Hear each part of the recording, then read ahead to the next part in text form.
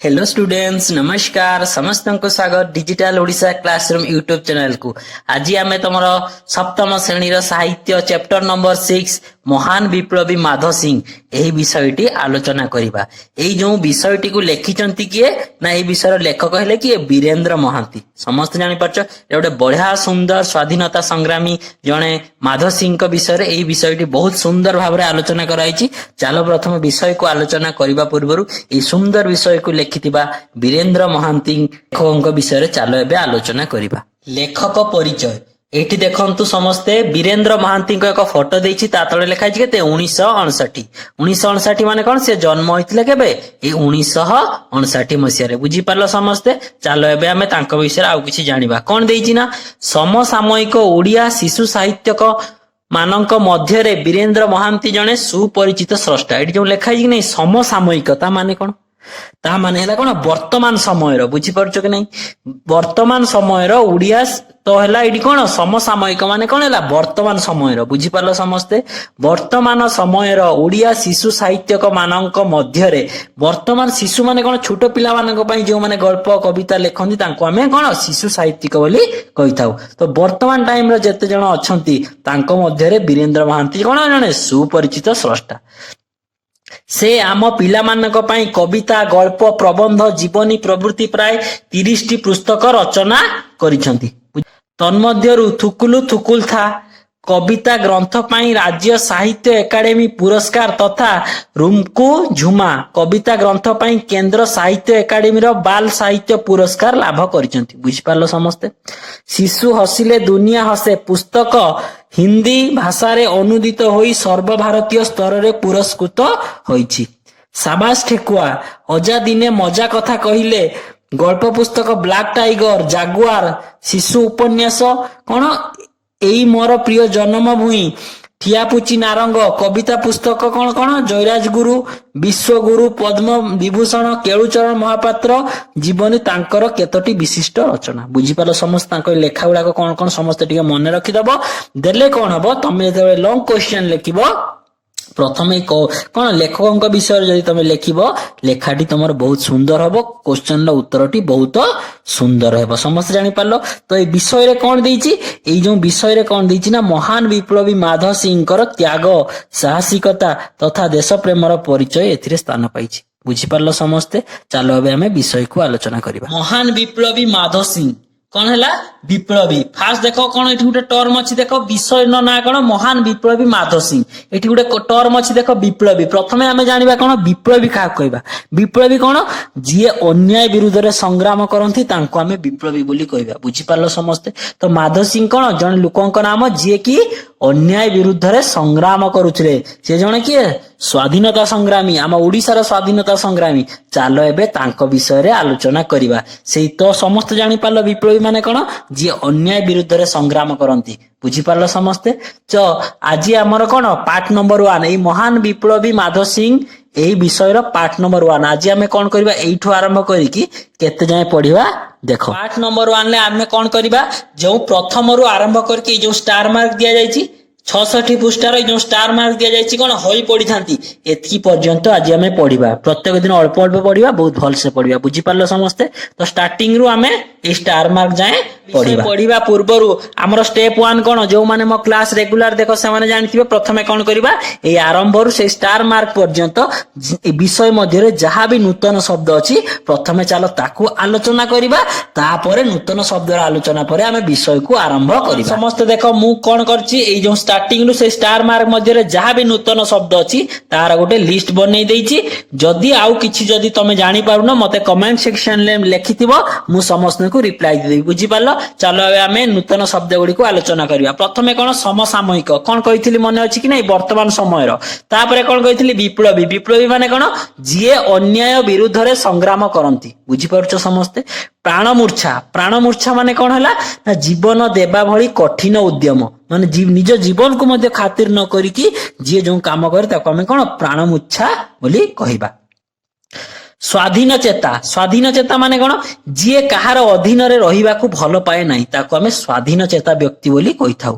तापरे राजस्व माने कोन কোন খজনা বা কর বা ট্যাক্স বুঝিপারছ ইংলিশ রে কোন কহ যায় ট্যাক্স তারপরে কোন হলা পরওয়ানা পরওয়ানা কোন আদেশনামা বা ওয়ারেন্ট বুঝিপারছ জামাতা জামাতা মানে কোন হলা জই তারপরে জৈনিক জৈনিক মানে কোন কেহি জଣେ তারপরে কোন হলা গন্তিয়া গন্তিয়া মানে কোন হলা গ্রামর মুখ্য বাজ্যাপ্ত বাজ্যাপ্ত মানে কোন হলা জবত করিবা বা সরকারি অধীনକୁ ନେବା ବୁଝିପାରିଲ ମାନେ ଯୋଉ ଶୁଣିଥିବ କି ନାଇଁ ଧର କଣ ଗୋଟେ ଧରା ପଡିଲା ଜିନିଷ ଗଭର୍ଣ୍ଣମେଣ୍ଟ ଆସିକି ତାକୁ କଣ କରେ ସିଲ୍ କରିଦିଏ କି ଦୋକାନ ସିଲ୍ କରିଦିଏ ତା ମାନେ କଣ ଦୋକାନକୁ ଜବତ କରେ ବା ସରକାର ତାଙ୍କ ଅଧୀନକୁ ନେଇ ନିଅନ୍ତି ବୁଝିପାରିଲ ସେଇଟା ହେଲା ବାଜ୍ୟାପ୍ତ କରାଗଲା ସମସ୍ତେ ବୁଝିପାରିଲ ସମସ୍ତେ ଭିଡିଓ ଷ୍ଟପ୍ କରିକି ଏଇଟାକୁ ନିଜ ନିଜ ଖାତାରେ ପ୍ରଥମେ ଲେଖିନିଅ ଏବେ ଚାଲ ଆମେ ବିଷୟକୁ ଆଲୋଚନା କରିବା ଆମ ଜନ୍ମଭୂମି ଭାରତ ବର୍ଷ ଶହ ଶହ ବର୍ଷ ଧରି ବିଦେଶୀ ଶାସକ ମାନଙ୍କ କବଳରେ ରହି ଅସ୍ତବ୍ୟସ୍ତ ହେଉଥିବା ସମୟରେ ଅନେକ ବରପୁତ୍ର ଜନ୍ମ ଲାଭ କରି ମାଟି ମାକୁ ସ୍ୱାଧୀନ କରାଇବା ପାଇଁ ପ୍ରାଣମୂର୍ଚ୍ଛା ଉଦ୍ୟମ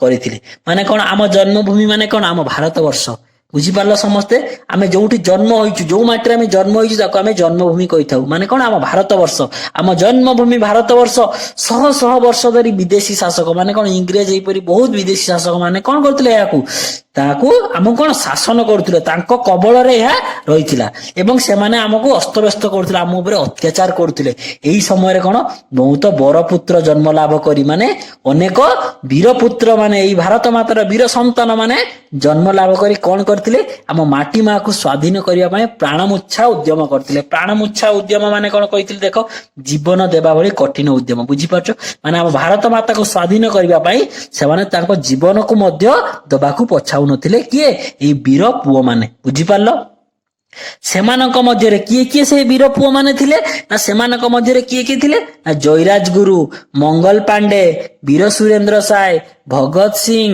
ବିର୍ସା ମୁଣ୍ଡା ଲକ୍ଷ୍ମଣ ନାୟକଙ୍କ ଭଳି ଅନେକ ବୀର ମୁକ୍ତି ସଂଗ୍ରାମୀଙ୍କ କଥା ମନେ ପଡେ ଏଇମାନେ ସବୁ କଣ ଭାରତ ମାତା ପାଇଁ ନିଜ ଜୀବନକୁ ସବୁ ଉତ୍ସର୍ଗ କରିଥିଲେ ସମସ୍ତେ ବୁଝିପାରୁଛ ସେହିଭଳି କଣ ସେହିମାନଙ୍କ ଭଳି ଜଣେ ଶହୀଦ ମାଧ ସିଂ ଆମ ଓଡିଶା ମାଟିର ବୀର ସନ୍ତାନ ଏଇ ଯୋଉ ଯେତେ ସବୁ ଆମେ ସବୁ ଶହୀଦଙ୍କ କଥା ଜାଣିଲେ ବର୍ତ୍ତମାନ କଣ ଆଉ ଜଣେ ଶହୀଦଙ୍କ ବିଷୟରେ ଜାଣିବା କିଏ ଯିଏ କି ଆମ ଓଡିଶା ମାଟିର ଜଣେ ବୀର ସନ୍ତାନ କିଏ ନା ଶହୀଦ ମାଧ ସିଂ ବୁଝିପାରୁଛ ଚାଲ ଆମେ ଏଇ ସେଇ ମହାନ ବିପ୍ଳବୀ ମାଧ ସିଂଙ୍କ ବିଷୟରେ ପଢିବା ଯାହାଙ୍କର କର୍ମମୟ ଜୀବନ ପାଠ କଲେ ଦେହରେ ଶିହରଣ ସୃଷ୍ଟି ହୁଏ ତାଙ୍କ ସିଏ କଣ କଣ ଆମ ପାଇଁ କରିଛନ୍ତି ଯେ ଯେତେବେଳେ ଆମେ ପାଠ ପଢୁ ଆମ ସେଇ ବିଷୟରେ ଆମେ ଜାଣୁ ଆମ ଦେହରେ କଣ ହୁଏ ଶିହରଣ ସୃଷ୍ଟି ହୁଏ ବୁଝିପାରିଲ ସମସ୍ତେ 1786 ମସିହାରେ ଶହୀଦ ମାଧ ସିଂଙ୍କର ଜନ୍ମ ତ ଏଇ ସ୍ୱାଧୀନତା ସଂଗ୍ରାମୀ ଏଇ ମହାନ ବିପ୍ଳବୀ କେବେ ଜନ୍ମ ହୋଇଥିଲେ ନା 1786 ମସିହାରେ ଜନ୍ମ ହୋଇଥିଲେ ତାଙ୍କର କର୍ମସ୍ଥଳୀ ଥିଲା ବଣ ଜଙ୍ଗଲ ଘେରା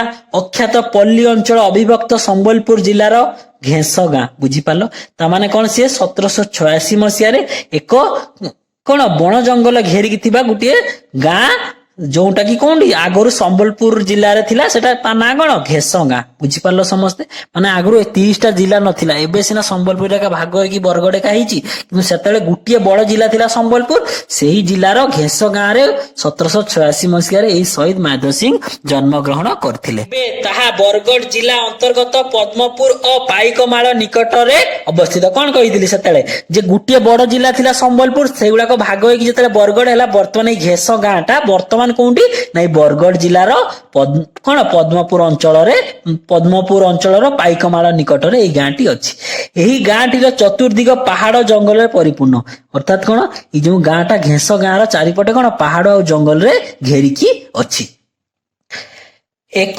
ଜମିଦାର ପରିବାରରେ ମାଧ ସିଂ ଜନ୍ମଗ୍ରହଣ କରିଥିଲେ ହେଁ ପିଲାଟି ଦିନରୁ ସାଧାରଣ ଜୀବନ ଯାପନ କରି ସେ ନିଜର ବୀରତ୍ୱର ପରିପ୍ରକାଶ କରିଥିଲେ ସିଏ ଏଇ ମାଧ ସିଂ କଣ ଜଣେ ଜମିଦାର ପରିବାରରେ ଜନ୍ମଗ୍ରହଣ କରିଥିଲେ ଧନୀ ଲୋକ ଘରେ ଜମିଦାର ପରିବାର ଜନ୍ମଗ୍ରହଣ କରିଥିଲେ ମଧ୍ୟ ତାଙ୍କର ଜୀବନ ଶୈଳୀ ପିଲା ଦିନରୁ କଣ ଜଣେ ସାଧାରଣ ମଣିଷ ଯେପରି ଜୀବନ ଯାପନ କରେ ଏବଂ ସେଇଭଳିଆ ସେ ଜୀବନ ଯାପନ କରୁଥିଲେ ସାଧାରଣ ମଣିଷ ଭଳି ସେ ଗ୍ରାମର ସମସ୍ତଙ୍କ ସହ ମିଳିମିଶି ଚଳୁଥିଲେ ତାଙ୍କ ମନରେ ଟିକେ ବି ଗର୍ବ ନଥିଲା ସେ କଣ କରୁଥିଲେ ଯେପରି ଜଣେ ସାଧାରଣ ମଣିଷ ବଞ୍ଚିଥାଏ ଠିକ ସେଇପରି ସେ ଗାଁର ସମସ୍ତ ଲୋକମାନଙ୍କ ସହିତ ଆନନ୍ଦରେ ମିଶି ଜୀବନ ଅତିବାହିତ କରୁଥିଲେ ସେ ପିଲାଟି ଦିନରୁ ଖୁବ ସ୍ୱାଧୀନ ଚେତା ଥିଲେ। ସ୍ୱାଧୀନ ଚେତା ମାନେ ମୁଁ କଣ କହିଥିଲି ମନେ ପକାଉ ନୂତନ ଶବ୍ଦରେ, ଯିଏ କାହା ଅଧୀନରେ ରହିବାକୁ ଭଲ ପାଏ ନାହିଁ। ତା ମାନେ କଣ, ସେତେବେଳେ ଶାସନ କରୁଥିଲେ କିଏ, ଇଂରେଜ ମାନେ। ସିଏ କିନ୍ତୁ ପିଲା ଦିନରୁ ଇଂରେଜ ମାନଙ୍କ ଶାସନ ଉପରେ ଅତିଷ୍ଠ ଥିଲେ। ଇଂରେଜ ମାନେ ଶାସନ କରନ୍ତୁ ବୋଲି ସେ କେବେ ଚାହୁଁନଥିଲେ। କଣ ଚାହୁଁଥିଲେ, ଆମ ଦେଶ, ଆମ ରାଜ୍ୟ, ଆମେ ଆମ ନିଜକୁ ଶାସନ କରିବା, କାହିଁକି ଆମେ କାହା ଅଧୀନରେ ରହିବା। ତେଣୁ ସେ ପିଲାଟି ଦିନରୁ ଖୁବ ସ୍ୱାଧୀନ ଚେତା ଥିଲେ। ବୁଝିପାରିଲ, ସ୍ୱାଧୀନ ଚେତା ମାନେ କଣ, କାହା ଅଧୀନରେ ରହିବାକୁ ସେ ପସନ୍ଦ କରୁନଥିଲେ। ବେଳର ମରହଟା ଓ ଇଂରେଜ ମାନଙ୍କ ଶାସନ ବ୍ୟବସ୍ଥାକୁ ସେ ଘୃଣା କରୁଥିଲେ। ଯୋଉ କଥା ମୁଁ କହିଲି କଣ, ମରହଟା ଆଉ ଇଂରେଜ ମାନଙ୍କ ଶାସନକୁ ସେ ଘୃଣା କରୁଥିଲେ। କଣ କରୁଥିଲେ, ବିଦେଶୀ ଶାସକ ମାନଙ୍କର ଆକ୍ରୋଶମୂଳକ କଣ ଆଚରଣ ଓ ସାଧାରଣ ମଣିଷଙ୍କ ନିର୍ଯାତନାକୁ ସେ ସହ୍ୟ କରିପାରୁନଥିଲେ। ଏଇ ଯୋଉ ଇଂରେଜ ମାନେ, ବିଦେଶୀ ଶାସକ ମାନେ ଆମ ଭାରତୀୟ ମାନଙ୍କ ଉପରେ, ଆମ ଓଡିଶାର ଲୋକମାନଙ୍କ ଉପରେ ଯୋଉ ଆକ୍ରୋଶମୂଳକ ଆଚରଣ, ମାନେ ଜାଣି ଶୁଣି ତାଙ୍କୁ ଖରାପ ବ୍ୟବହାର ପ୍ରଦର୍ଶନ କରିବା ସହିତ ସାଧାରଣ ମଣିଷ ମାନଙ୍କୁ କଣ କରୁଥିଲେ, ଯୋଉ ନିର୍ଯାତନା ଦେଉଥିଲେ, ତାହା ଦେଖିକି ଇଏ ସହି ପାରୁନଥିଲେ। ୟାଙ୍କ ହୃଦୟ କାନ୍ଦି ଉଠୁଥିଲା। କାହାଙ୍କର, ଏଇ ଯୋଉ ମହାନ ବିପ୍ଳବୀ ମାଧ ସିଂଙ୍କର। ଯଦିଓ ତାଙ୍କର ଜମିଦାରିର କାମ ଲୋକମାନଙ୍କ ଠାରୁ ରାଜସ୍ୱ ଆଦାୟ କରି ସରକାରଙ୍କୁ ପ୍ରଦାନ କରିବା, ସେଥିରେ କିନ୍ତୁ ଶାସକ ମାନଙ୍କର ଅତ୍ୟାଚାରକୁ ସେ ସହ୍ୟ କରିପାରୁନଥିଲେ। ଇଏ କୋଉଠି, ଜମିଦାର ଘର ଜନ୍ମ ହେଇଥିଲେ। ଜମିଦାର ଲୋକଙ୍କର କାମ କଣ, ଏଇ ସାଧାରଣ ଲୋକଙ୍କ ଠାରୁ କଣ କର ବା ଟିକସ ସଂଗ୍ରହ କରିକି, ଏଇ ଯୋଉ କଣ ରାଜସ୍ୱ ମାନେ କଣ କହିଥିଲି ମୁଁ ମନେ ପକାଅ, ରାଜସ୍ୱ ମାନେ କଣ କହିଥିଲି, ଖଜଣା ବା କର ବା ଇଂଲିଶ ତାକୁ ଟେକ୍ସ କୁହାଯାଏ। ତ ଏଇ ଜମିଦାର ମାନଙ୍କ କାମ କଣ ଥିଲା ନା, ଏଇ ଟେକ୍ସ ସବୁ କଣ ଗରିବ ଲୋକମାନଙ୍କ ପାଖରୁ କଲେକ୍ସନ କରିକି ଇଂରେଜ ମାନଙ୍କୁ ଦବା। କିନ୍ତୁ କଣ ହେଲା ସେ, କିନ୍ତୁ ଆଙ୍କ ଘର କଣ ଜମିଦାର ଲୋକ ଥିଲେ। ସେ କଣ କରୁଥିଲେ, ଲୋକଙ୍କ ପାଖରୁ କଣ ରାଜସ୍ୱ ସଂଗ୍ରହ କରି ସରକାରଙ୍କୁ ଦଉଥିଲେ। କିନ୍ତୁ ଶାସକ ମାନଙ୍କର ଅତ୍ୟାଚାରକୁ ସେ ସହ୍ୟ କରିପାରନ୍ତି। ଇଏ କଣ କରୁଥିଲେ, କିନ୍ତୁ ଏମାନେ କଣ ଟେକ୍ସ ପଇସା ଦଉଥିଲେ, କିନ୍ତୁ ତାଙ୍କ ଉପରେ ଯୋଉ ଇଂରେଜ ମାନେ ଶାସନ କରୁଥିଲେ, ସେଇଟାକୁ ସେ ସହି ପାରୁନଥିଲେ। ଏହାର ଦୃଢ ପ୍ରତିବାଦ କରିବାକୁ ସେ ଜମା ପଛାଉନଥିଲେ। ସେ ଜମିଦାର ଘରର ପିଲା ହେଇକି ମଧ୍ୟ ସେ ଇଂରେଜ ମାନଙ୍କୁ ବିରୋଧ କରୁଥିଲେ। ବୁଝିପାରୁଛ କି ନାଇଁ, ସାଧାରଣ ଗରିବ ଲୋକମାନେ ଖାଇବାକୁ ମୁଠେ ପାଉନଥିବା ବେଳେ ସେମାନଙ୍କ ଠାରୁ ବଳପୂର୍ବକ ଖଜଣା ଆଦାୟକୁ ସହଜରେ ଗ୍ରହଣ କରିପାରୁନଥିଲେ। ସିଏ କଣ ହଉଛି ଦେଖୁଥିଲେ, ନିୟମ କଣ ଥିଲା, ତମେ ଖାଇବାକୁ ପାଅ ନ ପାଅ, ତମର ଚାଷ ହେଲା ସିଏ ବୁଝିବାର ନାହିଁ, ହେଲା ନହେଲା ସିଏ ବୁଝିବାର ନାହିଁ। ତାଙ୍କର ଇଂରେଜ ମାନେ କଣ, ତାଙ୍କର ଟେକ୍ସ ପାଇଲେ ହେଲା। ତେଣୁ ସିଏ କଣ ହଉଛି ଦେଖୁଥିଲେ ମାଧ ସିଂ, ତାଙ୍କ ଗାଁର ଯୋଉ ସାଧାରଣ ଗରିବ ଲୋକମାନେ, ସେମାନେ ଦିନେ ଖାଇବାକୁ ମୁଠେ ପାଉନାହାନ୍ତି, ଯୋଉମାନେ ଭଲ, ସେ ତାଙ୍କ ପୂର୍ବରୁ ବଳପୂର୍ବକ ଯୋଉ ଖଜଣା ବା ରାଜସ୍ୱ ଆଦାୟ କରାଉଥିଲା, ତାହାକୁ ସେ ସହଜରେ ଗ୍ରହଣ କରି ପାରୁନଥିଲେ। ବୁଝିପାରୁଛ ସମସ୍ତେ। ଠିକ ସମୟରେ ଖଜଣା ଆଦାୟ ନ ହେବାରୁ ଘେଁସ ଜମିଦାରଙ୍କ ନାମରେ ଇଂରେଜ ସରକାର ପରୱାନା ଜାରି କରିଥିଲେ। ପରୱାନା ମାନେ ମୁଁ କଣ କହିଥିଲି ମନେ ପକା, ପରୱାନା ମାନେ କଣ, ଆଦେଶନାମା ବା ୱାରେଣ୍ଟ। ମାନେ କଣ ହେଲା, ଇଏ ଯେହେତୁ କଣ ଦେଖିଲେ ନା, ଇଏ ଗରିବ ଲୋକ ମାନେ ଖାଇବାକୁ ଆମର ପାଉନାହାନ୍ତି, କିନ୍ତୁ ତାଙ୍କ ପାଖରୁ ଯେମିତି ବଳପୂର୍ବକ ଖଜଣା ସବୁ କଣ କରାଉଛି, ଆଦାୟ କରାଉଛି। ସେଇ କଥା ଭାବିକି ସିଏ କଣ କଲେ, ଆଉ ଖଜଣା ଠିକ ଟାଇମରେ କଲେକ୍ସନ କରିକି ଆଉ ଇଂରେଜ ମାନଙ୍କୁ ଦେଲେ ନାହିଁ। ଯେମିତି ଦେଲେନି, ଆଙ୍କ ଘେଁସ ଗାଁର ଜମିଦାର କିଏ ଥିଲେ, ଆଙ୍କ ଘର ଥିଲେ। ଆଙ୍କ ନାଁରେ ଇଂରେଜ ସରକାର ପରୱାନା ମାନେ ମୁଁ କଣ କହିଥିଲି ଏବେ, ଆଦେଶନାମା ୱାରେଣ୍ଟ ଜାରି କଲେ ଯେ ତମ ପାଖରୁ ଜମିଦାର ପଦଟା ଛଡେଇ ନିଆହେଲା, କାହିଁକି ନା ତମେ ଠିକ ଭାବରେ କାମ କରିପାରୁନ। ବୁଝିପାରୁଛ ସମସ୍ତେ। ଇଏ ଲୋକମାନଙ୍କ କଥା ଏତେ ଚିନ୍ତା କରୁଥିଲେ ଯେ ନିଜ କଥା ଆଉ ଚିନ୍ତା କଲେନି, ଯେ ମୋର ଜମିଦାରୀ ପଦ ପଛେ ଯାଉ, କିନ୍ତୁ ସାଧାରଣ ଲୋକମାନଙ୍କ ଠାରୁ ବଳପୂର୍ବକ ଖଜଣା ଆଦାୟ କରା ନ ଯାଉ। ତାପରେ କଣ ହେଲା, ଇଂରେଜ ମାଧ ସିଂଙ୍କର ଜମିଦାରୀ ଉଚ୍ଛେଦ କରିଦେଲେ। ତାପରେ କଣ ହେଲା, ଯେମିତି ଇଏ ଆଉ ଗରିବ ଲୋକଙ୍କ ଦୁଃଖ ଦେଖି ସହି ପାରିଲେନି, ଯେ ସେମାନେ ଖାଇବାକୁ ପାଉନାହାନ୍ତି ବୋଲି ତାଙ୍କ ପାଖରୁ ଖଜଣା ନେଲେନି କି ସରକାରଙ୍କୁ ଦେଲେନି, ମାଧ ସିଂଙ୍କର କଣ ଜମିଦାରୀଟାକୁ ୱାରେଣ୍ଟ କଣ ଇସ୍ୟୁ କରିକି କଣ କରିଦେଲେ, ଛଡେଇ ନେଲେ। ମାଧ ସିଂଙ୍କର ପାଖରେ ଥିବା ଛତିଶଗଡ ଜମିଦାରୀ ସହିତ ସମ୍ପର୍କ ନିବିଡ ଥିଲା। ମାନେ କଣ, ଆମ ଓଡିଶାକୁ ଲାଗିକି ଛତିଶଗଡ ରାଜ୍ୟ ଅଛି କି ନାହିଁ, ସେଇ ଛତିଶଗଡ ଯେମିତି ଇଏ ସମ୍ବଲପୁର ଜମିଦାର ଥିଲେ କଣ, ଏଇ ଯୋଉ ମାଧ ସିଂ, ସେଇଭଳି କଣ ଛତିଶଗଡର ଯିଏ ଜମିଦାର ଥିଲେ, ତାଙ୍କ ସହିତ ମାଧ ସିଂଙ୍କର ସମ୍ପର୍କ ବହୁତ ନିବିଡ, ମାନେ ଭଲ ସମ୍ପର୍କ ବା ଘନିଷ୍ଠ ସମ୍ପର୍କ ଥିଲା। କାହିଁକି ଥିଲା, କାରଣ ମାଧ ସିଂଙ୍କର ଝିଅ ଛତିଶଗଡ ଜମିଦାରଙ୍କ ପୁଅକୁ ବିବାହ କରିଥିଲେ। ବୁଝିପାରିଲ, ଯେହେତୁ ତାଙ୍କ ଝିଅକୁ ସେ ଛତିଶଗଡର ଜମିଦାରର ଘରେ ସେ ବାହା ଦେଇଥିଲେ, ତେଣୁ ତାଙ୍କ ଘର ଛତିଶଗଡ ଜମିଦାରଙ୍କ ସହିତ ୟାଙ୍କର ସମ୍ପର୍କ, ମାଧ ସିଂଙ୍କର ସମ୍ପର୍କ ବହୁତ ଭଲ ଥିଲା। ମାଧ ସିଂଙ୍କର ଜାମାତା ଥିଲେ ଜମିଦାର ନାରାୟଣ ସିଂ। ବୁଝିପାରିଲ, ଜାମାତା ମାନେ ମୁଁ କଣ କହିଥିଲି ଦେଖ, ଜାମାତା ମାନେ କଣ, ଜୁଇ। ଯେହେତୁ ତାଙ୍କ ଝିଅକୁ ବାହା ଦେଇଥିଲେ, ତେଣୁ ମାଧ ସିଂଙ୍କର ଜୁଇ କିଏ ଥିଲେ, ଜମିଦାର ନାରାୟଣ ସିଂ। ବୁଝିପାରିଲ, ନାରାୟଣ ସିଂ କିଏ ହେଲେ, ମାଧ ସିଂଙ୍କର କିଏ ଜୁଇଁ ବା ଜାମାତା।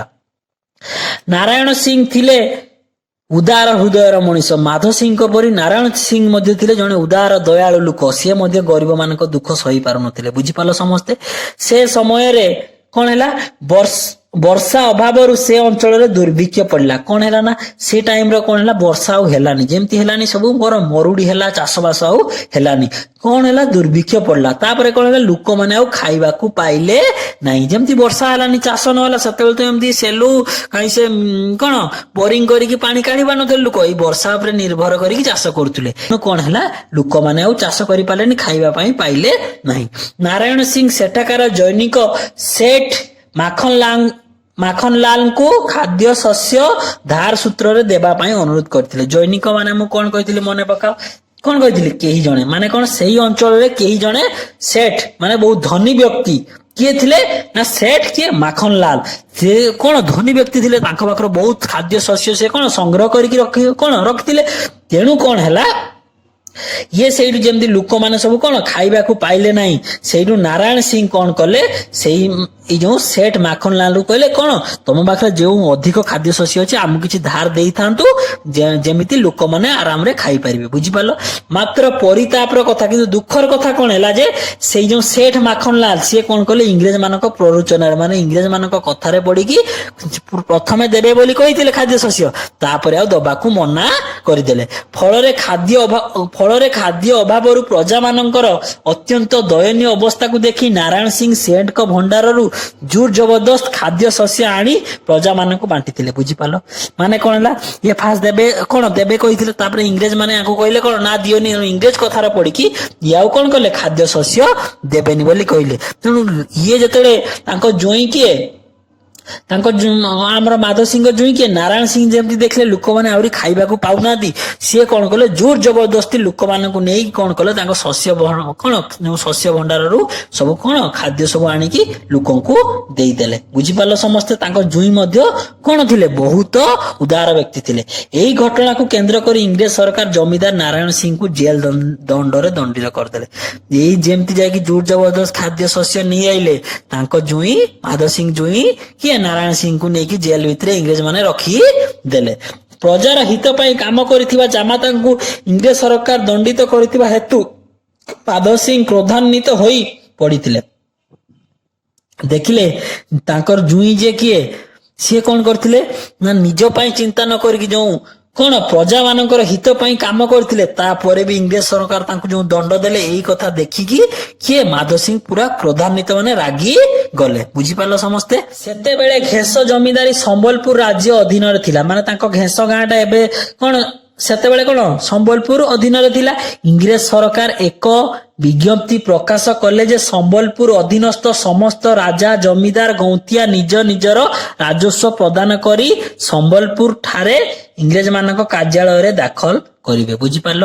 ଏଇ ଯୋଉ କଣ ଦେଇଛି ଗୌନ୍ତିଆ ମାନେ କଣ, ଦେଖ କଣ କହିଥିଲେ, ଗ୍ରାମର ମୁଖ୍ୟ, ମାନେ ଏବେ ଯୋଉଟା କଣ ଗ୍ରାମର ପ୍ରଧାନ ବା ଗ୍ରାମର ମୁଖ୍ୟ ଜଣେ ଥାନ୍ତି କି ନାହିଁ, ବାସ୍ କଣ କହିଥିଲେ। ଆଗରୁ କଣ ହଉଥିଲା, ଏ ଜମିଦାର ମାନେ କଣ କର କଲେକ୍ସନ କରିକି ରଖୁଥିଲେ, ଇଂରେଜ ମାନେ ଆସିକି ନେଇକି ତାଙ୍କ ପାଖରୁ ନେଇକି ଯାଉଥିଲେ। ତାପରେ କଣ କଲେ, ଇଂରେଜ ସରକାର ଗୋଟେ ବିଜ୍ଞପ୍ତି ମାନେ କଣ ଗୋଟେ ନୋଟିସ ଜାରି କଲେ, କଣ ଯେ ଆଉ ସେମାନେ ନବାକୁ ଆସିବେନି। ଯୋଉ ରାଜା ଜମିଦାର ଆଉ ଗାଁର ଗୌନ୍ତିଆ ମାନେ, ଗାଁର ମୁଖ୍ୟ ମାନେ ଅଛନ୍ତି, ସେମାନେ କଣ କରିବେ, ଏଇ ଯୋଉ ଖଜଣା ବା କର କଲେକ୍ସନ କରିକି ତାଙ୍କ ଇଂରେଜ ମାନଙ୍କ କାର୍ଯ୍ୟାଳୟ ମାନେ ଇଂରେଜ ମାନଙ୍କ ଅଫିସ ଯୋଉ ଅଛି ସମ୍ବଲପୁର, ସେଠି ଆଣିକି ନିଜେ ଆଣିକି ଦେବେ। ଫଳରେ ସେମାନଙ୍କ ସମ୍ମାନରେ ଆଞ୍ଚ ଆସିଲା। ବର୍ତ୍ତମାନ ୟାଙ୍କ ସମ୍ମାନ ଗୋଟେ ଆଞ୍ଚ ଆସିଥିବ କି ନାହିଁ। ସବୁଦିନ ଇଏ ଇଂରେଜ ମାନେ ଆସିକି ନଉଥିଲେ, କିନ୍ତୁ ଏଥର କହୁଛନ୍ତି ଆମକୁ ଆଣିକି ଦିଅ। ଧୀରେ ଧୀରେ କଣ ମୁଣ୍ଡ ଉପରେ ଚଢୁଛନ୍ତି। ତେଣୁ ୟାଙ୍କ ସବୁ ସମ୍ମାନରେ ଆଞ୍ଚ ଆସିଲା। ମାଧ ସିଂ ପ୍ରଥମେ ଏହି ଆଦେଶକୁ ଅମାନ୍ୟ କରି ଖଜଣା ଆଦାୟ କରି ନେଇ ସମ୍ବଲପୁରରେ ଦାଖଲ କଲେ ନାହିଁ।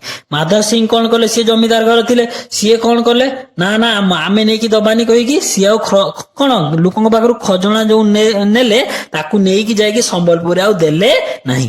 ତାଙ୍କୁ ଦେଖି ଆଉ କିଛି ଜମିଦାର ଏଭଳି କରିବା ଫଳରେ ଇଂରେଜ ସରକାର ସେ ସବୁ ଜମିଦାରୀକୁ ବାଜ୍ୟାପ୍ତ ଘୋଷଣା କଲେ। ବୁଝିପାରିଲ ସମସ୍ତେ। ଇଏ ଯେମିତି ଦେଲେନି, ୟାଙ୍କ ଦେଖା ଦେଖି କଣ ହେଲା ନା, ଅନ୍ୟ ଜମିଦାର ମାନେ ମଧ୍ୟ କେହି ନେଇକି ଆଉ ସମ୍ବଲପୁରରେ ଦେଲେନି। ତାପରେ କଣ ହେଲା, ଇଂରେଜ ମାନେ ସବୁ ଜମିଦାର ମାନଙ୍କୁ କଣ କରିଦେଲେ, ଜମିଦାରୀକୁ ବାଜ୍ୟାପ୍ତ ମାନେ କଣ କହିଥିଲି ଦେଖ, ଜବତ କରିବା ବା ସରକାର ଅଧୀନକୁ ନେଇଯିବା। ମାନେ ସମସ୍ତଙ୍କର ଜମିଦାରୀ ପଦ କଣ କଲେ, ହଟେଇ ଦେଲେ। କହିଲେ କେହି ଆଉ ଜମିଦାର ବୁଝିତେ ହବନି, ଆମେ ସବୁ ବୁଝିବା କଣ କରିବା ଇଂରେଜ ମାନେ ସବୁ କଣ ତାକୁ କଣ କରିଦେଲେ ବାଜ୍ୟାପ୍ତ କରିଦେଲେ ସମସ୍ତଙ୍କ ଜମିଦାରୀ ପଦ ଛଡେଇ ନେଲେ ବୁଝିପାରିଲ ସମସ୍ତେ ସେତେବେଳକୁ ସାରା ଭାରତ ବର୍ଷର ବିଭିନ୍ନ ଅଞ୍ଚଳରେ ଇଂରେଜ ବିରୋଧୀ ସ୍ଲୋଗାନ ମାନ ଶୁଣା ଯାଉଥାଏ କେବଳ ଏଇ ଆମ ଏରିଆ ନୁହେଁ ସବୁ ଏରିଆରେ ଏମିତି ଇଂରେଜ ମାନଙ୍କ ଶାସନ ଲୋକ ଅତିଷ୍ଠ ହୋଇକି ଇଂରେଜ ମାନଙ୍କ ବିରୁଦ୍ଧରେ ସବୁ ସ୍ଲୋଗାନ ମାନ ଧୀରେ ଧୀରେ ଆରମ୍ଭ ହୋଇ ଯାଇଥାଏ ରାଜା ମହାରାଜା ଜମିଦାର ମାନେ ସଂଗଠିତ ହେଉଥାନ୍ତି ଯୋଉ ରାଜା ମହାରାଜ ଜମିଦାର ମାନେ ଆଙ୍କର ସବୁ କଣ ପଦ ପଳେଇଲା ପରେ ଏମାନେ ସବୁ ସଂଗଠିତ ହେଇ କଣ ପାଇଁ ହଉଥାନ୍ତି ଯେ ଇଂରେଜ ମାନଙ୍କ ବିରୁଦ୍ଧରେ କିପରି ସଂଗ୍ରାମ କରିବେ ସେହି ସମୟରେ ଖୋର୍ଦ୍ଧାର ରାଜଗୁରୁ ଜୟକୃଷ୍ଣ ମହାପାତ୍ରଙ୍କୁ ଫାଶୀ ଦିଆଯିବା ବକ୍ସି ଜଗବନ୍ଧୁ ବନ୍ଦୀ ହେବା ଭଳି ଅନେକ ଘଟଣା ଘଟି ସାରିଥାଏ ସେଇ ଟାଇମରେ ବି କଣ ହେଇଥାଏ ଯେ ଟାଇମରେ ଏମାନଙ୍କର ଜମିଦାରୀ ପଦ ଚାଲିଥାଏ ସବୁ ସ୍ଲୋଗାନ ଦିଆଉଥାଏ ଇଂରେଜ ମାନଙ୍କ ବିରୁଦ୍ଧରେ ସେଇ ଟାଇମରେ ଆହୁରି କଣ କଣ ସବୁ ଘଟଣା ଘଟିଥାଏ କଣ ଖୋର୍ଦ୍ଧାର ରାଜଗୁରୁ ଜୟକୃଷ୍ଣ ମହାପାତ୍ରଙ୍କୁ ଫାଶୀ ବି ଦେଇ ଦିଆଯାଇଥାଏ କାହିଁକି ଆମ ଓଡିଶାର ଲୋକଙ୍କୁ ଦେଇ ଦିଆଯାଇଥାଏ ଫାଶୀ ଆଉ କଣ ବକ୍ସି ଜଗବନ୍ଧୁଙ୍କୁ ବନ୍ଦୀ କରିକି ଜେଲରେ ରଖି ଦିଆଯାଇଥାଏ ଲୋକ ସବୁ ପୁରା ଏଇ ସବୁ ଘଟଣା ଶୁଣିକି ପୁରା ରାଗିକି ଥାନ୍ତି ପାଇକ ବିଦ୍ରୋହର ଗର୍ଜନରେ ସାରା ଓଡିଶା ପ୍ରକମ୍ପିତ ହେଉଥାଏ ଏବଂ ପାଇକ ବିଦ୍ରୋହ ମଧ୍ୟ ସେଇ ଟାଇମରେ ଚାଲିଥିଲା ଲୋକମାନେ ସାରା ଓଡିଶା ପୁରା ଇଂରେଜ ମାନଙ୍କ ବିରୁଦ୍ଧରେ ରାଗିକି ଥାନ୍ତି ସମ୍ବଲପୁରରେ ବୀର ସୁରେନ୍ଦ୍ର ସାଏଙ୍କ ନେତୃତ୍ୱରେ ଶହ ଶହ ବୀର ଯୁବକ ସଂଗଠିତ ହୋଇଥାନ୍ତି ସମ୍ବଲପୁରରେ ଯୋଉ ଆମର ସ୍ୱାଧୀନତା ସଂଗ୍ରାମୀ ବୀର ସୁରେନ୍ଦ୍ର ସାଏ ଥିଲେ ତାଙ୍କ ନେତୃତ୍ୱରେ ଇଂରେଜ ମାନଙ୍କ ବିରୁଦ୍ଧରେ ଶହ ଶହ ବୀର ଆମ କଣ ଓଡିଶା ମାଟିର ସନ୍ତାନ ମାନେ କଣ ଏକଜୁଟ କଣ ପାଇଁ ହେଇଥାନ୍ତି ଇଂରେଜ ମାନଙ୍କ ବିରୁଦ୍ଧରେ ଲଢେଇ କରିବା ପାଇଁ ମାଧ ସିଂ ବୀର ସୁରେନ୍ଦ୍ର ସାଏଙ୍କ ସହ ଯୋଗାଯୋଗରେ ଥାନ୍ତି ମାଧ ସିଂ ମଧ୍ୟ ବୀର ସୁରେନ୍ଦ୍ର ସାଏଙ୍କ ମଧ୍ୟରେ କଣ ଯୋଗାଯୋଗ ଥାଏ ଯେ କଣ କେମିତି ଇଂରେଜ ବିରୁଦ୍ଧରେ ଲଢେଇ କରିବେ କଣ କରିବେ ତେଣୁ ସେମାନେ ଦି ଜଣ ଯୋଗାଯୋଗରେ ଥାନ୍ତି ବୀର ସୁରେନ୍ଦ୍ର ସାଏଙ୍କ ବିରୁଦ୍ଧରେ ବ୍ରିଟିଶ ସରକାରଙ୍କର ଆଭିମୁଖ୍ୟ ମାଧ ସିଂଙ୍କ ଉପରେ ଖୁବ ପ୍ରଭାବ ପକାଇଥାଏ ଏଇ ଯୋଉ ବୀର ସୁରେନ୍ଦ୍ର ସାଏଙ୍କ ବିରୁଦ୍ଧରେ ବ୍ରିଟିଶ ସରକାରଙ୍କ ଆଭିମୁଖ୍ୟ ମାଧ ସିଂଙ୍କ ଉପରେ ଖୁବ ପ୍ରଭାବ ପକାଇଥାଏ ମାଧ ସିଂ ଇଂରେଜ ସରକାର ଉପରେ ଅତ୍ୟଧିକ କ୍ଷୁବ୍ଧ ହୋଇ ପଡିଥାନ୍ତି ଏଇ ସବୁ ଘଟଣା ସବୁ ଦେଖିକି ଓଡିଶା ଲୋକଙ୍କ ଉପରେ ଏତେ ଅତ୍ୟାଚାର ସବୁ ଦେଖିକି ମାଧ ସିଂ କଣ କରିଥାନ୍ତି ଇଂରେଜ ମାନଙ୍କ ଉପରେ ବହୁତ ଅତ୍ୟଧିକ କଣ କ୍ଷୁବ୍ଧ ମାନେ ବହୁତ ଜୋରେ ରାଗିକି ଥାନ୍ତି ବୁଝିପାରିଲ ଏତିକି ପର୍ଯ୍ୟନ୍ତ ଆମେ ପାର୍ଟ ନମ୍ବର 1 ରେ ପଢିଦେଲୁ ନୂତନ ଶବ୍ଦ ସହିତ ନେକ୍ସଟ କ୍ଲାସରେ ଏଇଠୁ ଆରମ୍ଭ କରିକି ଆମେ ବିଷୟକୁ ସାରିବା ତାପର କ୍ଲାସରେ କଣ କରିବା କ୍ୱେଶ୍ଚନ ଆନ୍ସର କରିବା ୟା ପୂର୍ବରୁ ସମସ୍ତ ବିଷୟର କ୍ୱେଶ୍ଚନ ଆନ୍ସର ଏବଂ ବିଷୟ ଆଲୋଚନା ଅଛି ଯୋଉମାନେ ଦେଖିନ ଯାଇକି ସମସ୍ତେ digital Odisha classroom YouTube channel visit କରିକି ପ୍ଲେଲିଷ୍ଟ ଦେଖିଦିଅ ଏବଂ ସମସ୍ତଙ୍କୁ ଆଉ ଗୋଟେ ଇନଫର୍ମେସନ ଦେବାର ଥିଲା ସମସ୍ତେ ଡିଜିଟାଲ ଓଡିଶା କ୍ଲାସରୁମ ୟୁଟ୍ୟୁବ ଚ୍ୟାନେଲକୁ ଭିଜିଟ କରିବ ତାପରେ ଦେଖିବ ସେଥିରେ ପ୍ଲେଲିଷ୍ଟ ପରେ ଗୋଟେ ପୋଷ୍ଟ ସେକ୍ସନ ଅଛି ସେଥିରେ ଡେଲି ତମ ପାଇଁ ବଢିଆ ବଢିଆ ସାହିତ୍ୟର କ୍ୱେଶ୍ଚନ ସବୁ ଦିଆଯାଉଛି 4ଟା ଅପସନ ସହିତ ତମମାନେ ଯାଇକି ସେ କ୍ୱେଶ୍ଚନକୁ କଣ କର ଆଟେମ୍ପ୍ଟ କର ଭୁଲ ହଉ କି ଠିକ ହଉ ସମସ୍ତେ ଆଟେମ୍ପ୍ଟ କର ଭୁଲ ହେଲେ ଜାଣିବ ଠିକ ହେଲେ ତ ତମେ ଜାଣିଛ ବୁଝିହେଲା ଯଦି ସମସ୍ତଙ୍କୁ ଭିଡିଓଟି ଭଲ ଲାଗିଛି କ୍ଲାସକୁ ଲାଇକ କର ଏବଂ କେତେବେଳେ କୋଉ କ୍ଲାସ ଅପଲୋଡ ହଉଛି ତାର ଯଦି ନୋଟିଫିକେସନ ତମେ ପାଇବାକୁ ଚାହୁଁଛ ତାହେଲେ ଚ୍ୟାନେଲକୁ ସବସ୍କ୍ରାଇବ କରିକି ରଖ ଯଦି କିଛି ଡାଉଟ ଅଛି କମେଣ୍ଟ ସେକ୍ସନରେ ମତେ ହଉଛି ସମସ୍ତେ ପଚାର ମୁଁ ତାର ରିପ୍ଲାଏ ତମକୁ ନିଶ୍ଚିତ ଦେବି ସମସ୍ତଙ୍କୁ ବହୁତ ବହୁତ ଧନ୍ୟବାଦ ଥ୍ୟାଙ୍କ ୟୁ